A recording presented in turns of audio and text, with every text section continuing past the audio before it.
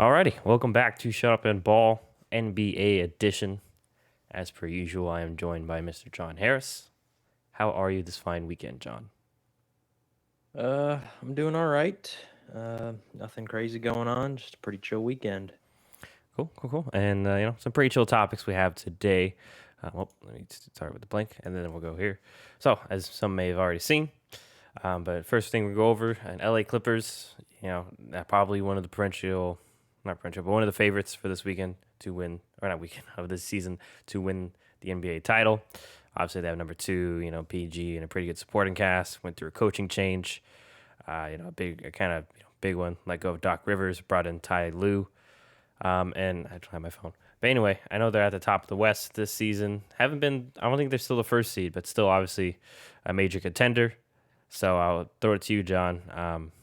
You feel like they are for real, or would they? You think it's maybe another season like last season where they just fall short? Uh, it's a tough question, honestly, because if you think about last year, I mean, they had all the hype in the world. Lou Williams was playing really good. They had Montrezl Harrell, Doc Rivers. A lot of people consider one of the best coaches in the league. I definitely think he is. It just felt like they had everything they needed to go out and win, and then the way that they collapsed it brought up a lot of questions that aren't related to the talent of their team, which is why they're really hard to gauge because I think talent wise, I mean you have everything you need. I mean, they have Kawhi Leonard, who's won 2 titles. They have Paul George, who's been all-star for, as long as he's been playing pretty much. And he's been to big moments. He led his Pacers to the Eastern Conference Finals against that Heat team and gave us a super entertaining series back in the day. So I mean, like he's a star, obviously. And then you have Serge Ibaka, you have Rajon Rondo now, you have Nicholas Batum, you have all these different pieces that it feels like they should be a really really competitive team competing for the title. But the way they lost, I think it just brought up a lot of questions about the leadership on that team, which has kind of been like the big criticism of Paul George and Kawhi Leonard is are they leaders? Are they going to step up and like do what it takes to win when it matters most, both on the court and off the court, and in like relationship with their teammates. Um, so I mean, it's an interesting question. I know that this question has been brought up by a lot of people in the media. I mean I watched the I can't remember who they played. It was Clippers game the other night, and Let's see, they played the I think it was Rockets Charles last Barkley. night. No, it wasn't the Rockets. Let's see.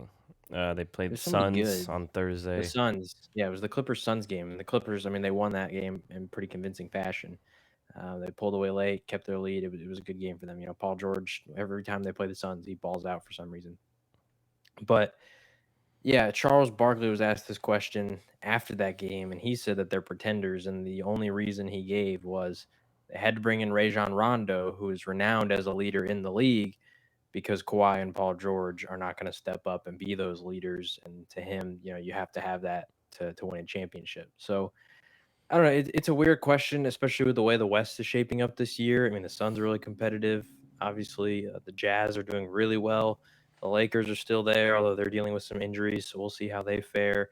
The Nuggets, I mean, you can't forget about them. Jokic is playing at an insane level right now. So I think they're for real as a contender, but do I believe that they're gonna go all the way this year? It's a hard question, like I said, because it's really how far can Kawhi and Paul George take them? Because if they play like they did in that series against the Nuggets last year, which the criticism is all fair, like they choked it. They straight up like not even just the 3-1 series lead that they blew, like the way that those two performed in that elimination game was abysmal against the Nuggets team who is not renowned for their defense. They're an offensive team, offensive, powerhouse. And so two of the best guys in the league should not be putting up like, you know, 15 points on horrible shooting. So yeah, I mean, like I said, I believe they're actual contenders, and I think it does help them a little bit because they're not as much in the limelight as they were last year. Last year, myself included, a lot of people considered them to be the favorites to win the title. And I think if they had made it past the Lakers, I believe they would have beat the Heat. Um, but yeah, like I said, it's a really tough question because ultimately I think it can go either way because the leadership questions are for real, and I think Doc Rivers, the way that he put it best after that Paul George criticism of him and not putting him in the right spots, I think that when he said like Ty Lue was right there with me, he's not going to do a whole lot different. And that's no shot at Ty Lue, but I think that just speaks to like the overall structure of the Clippers. Like nothing has really changed with getting rid of Doc Rivers. The fact that Paul George went out and made that statement of blaming Doc Rivers for their failures when Paul George just played terrible, I think it shows, where Paul George is in his own head and leadership and all that kind of stuff. Because I mean, imagine thinking of like which obviously, I mean, some of these guys that would never happen just because they had seen sustained success. But imagine like a Tim Duncan saying that, or like a Dirk or Kobe, or like you never heard those guys blaming their coach for their own failures. So, and once again, there's different levels of relationships. They were with their coaches for a lot longer, but even like LeBron, who's had plenty of coaches that he just had, you know, put in his lap, and he just kind of had to work with them. To my knowledge, I can't really ever remember him throwing a coach under the bus. Maybe David Blatt, but It was never so once again, blatant as Paul George did. If anything, it was exactly like like Paul some Paul people were like, George. "Oh, does this mean that he doesn't like it?" It was just more like perceived Yeah, criticism, but yeah. nothing Paul outright. Paul George literally just said like Doc Rivers didn't put me in the right spots to succeed, and it just felt like an excuse, because he had a really poor playoff series, and now everybody's making fun of him and the memes and all this kind of stuff, and he goes out and blames his coach for it. Like I don't know. Especially a guy who's won a ring, who a lot of everyone would consider is still one of the best coaches in the whole league. Like it just felt like a weak move. So yeah, like I said, it ultimately depends on how far can Kawhi and Paul George take them. We've seen them both have success, especially Kawhi. We've seen him when he was on the Raptors. We saw him lead that team. But even then, I think there was more clear examples of a guy like Kyle Lowry, who was probably more of the locker room leader. And I just don't know if the Clippers really have that. Obviously, they have Rondo, they have Markieff Morris, or is it? I think they have Markieff, right? I Not have one of the Marcus. Twins. I'm sorry, I One of the don't know, and twins. it doesn't help that both Anyway, twins are in LA now, so it's like great. yeah, Now I don't know who's who. I think they actually have Marcus. Anyway, regardless, both of the Morris twins are, they're leaders in their own right, and Rondo, we know that he is, but it just feels weird when like one of your like the guys who are the leaders on the team are really just role players, which is no offense to those guys, but it's just not. It's different.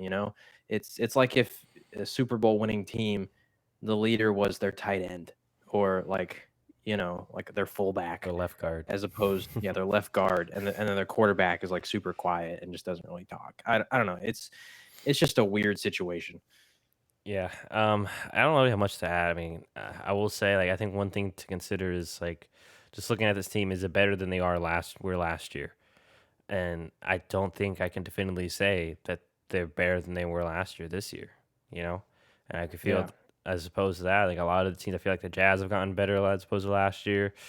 Honestly, I think Denver's gotten better. And they added Aaron Gordon, who I Well, think Aaron Gordon, they're looking deadly who I right think now. is in terms. I know they lost Jeremy Grant, but it seems like he's kind of filled the Jeremy Grant role, and I think he's a little bit better than Jeremy Grant in that role at least. So, and then I think I don't because I know they just beat my Spurs twice. But I'm not. I'm guessing Jamal Murray is just resting a minor injury. I don't remember anything major, but he didn't play those games. But regardless, they still have him, and regardless of our criticism of Jamal Murray, it seems, especially last year, it seems like he'll show up in the playoffs for or at least a couple of games. And they didn't really have an answer, like you mentioned. They didn't have an answer for him or Jokic, last year. And I think that's the big thing is if they play a good big man like a Jokic or an AD, like Zubac's a solid center, but they really don't have. I mean, you can't really play small with those guys. I feel like that series, once the Nuggets kind of figured some things out, they just didn't have an answer. And I especially this year, no Montrezl Harrell, who's still a solid defender, a little undersized, but I mean they brought in Boogie Cousins, but I mean you and I know, I mean Boogie's good. I mean he's not the Boogie he was before, especially this iteration of Boogie. So um, And you yeah, can't rely on him to be, no, you can't. really anything He had that because one game in the injuries, all finals, that stuff. and then like everyone expected him to keep doing that, and he didn't do it. It's just Yeah. that's just not him anymore. So yeah, and then I mean, there's still obviously other good teams in the West, but I would say they deserve to be in the conversation. But I honestly, if I had to put money on it, I wouldn't put money on the Clippers, just Yeah. because it's just the things you mentioned, just like general chemistry.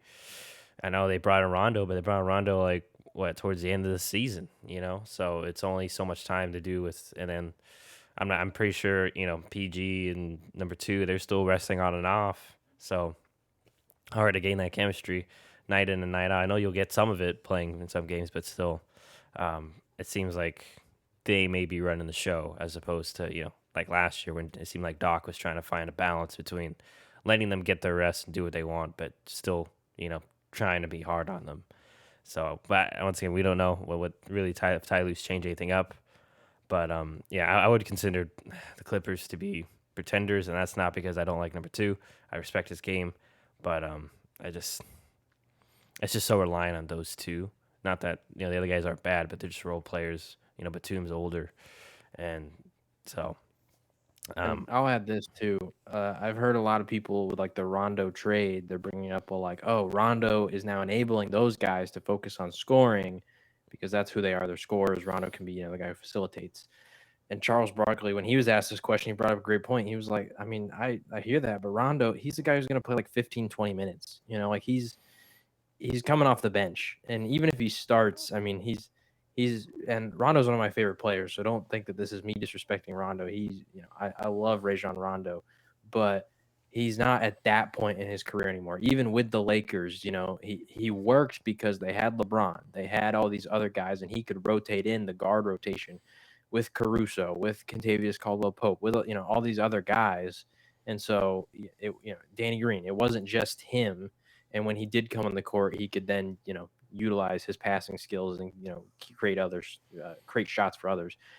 When the Clippers, they don't have a LeBron, so when Rondo's not on the court, they're gonna. I mean, it's just gonna be the same offense that we've already seen out of them this year and the years before, and that can work against a lot of teams. But like you said, when they're playing an Anthony Davis, when they're playing a Jokic, when they're playing some of these really physical big men that they're gonna have to go against, can they outscore those teams with the old offense that they had? I don't know. Like you said, there's not a lot of differences from what we've seen. well, and then also just last point too. I mean, their offense, even it just feels like not to criticize Doc. Maybe this is just their style, but it's a lot of just Paul George, number two, just kind of isolate when it gets to crunch time. It's not a lot of. It's just like, okay, here's the ball, and I'll do something with it. And I felt like a good defensive coach like with the Nuggets, I think it's Mike Malone. Been known for his defense. I feel like they can set up defenses where okay, we're going to take some things away from them and make them uncomfortable. Especially in the playoffs, Lakers have Frank Vogel. There's a lot of good coaches, in the playoffs. And once again, like we mentioned, it's 7 games, and it's just a lot of time to adjust. And we'll see the Clippers can adjust and make those changes, but like it's just hard to make changes when you already don't really have a set base as a team. So, but anyway, speaking of number two,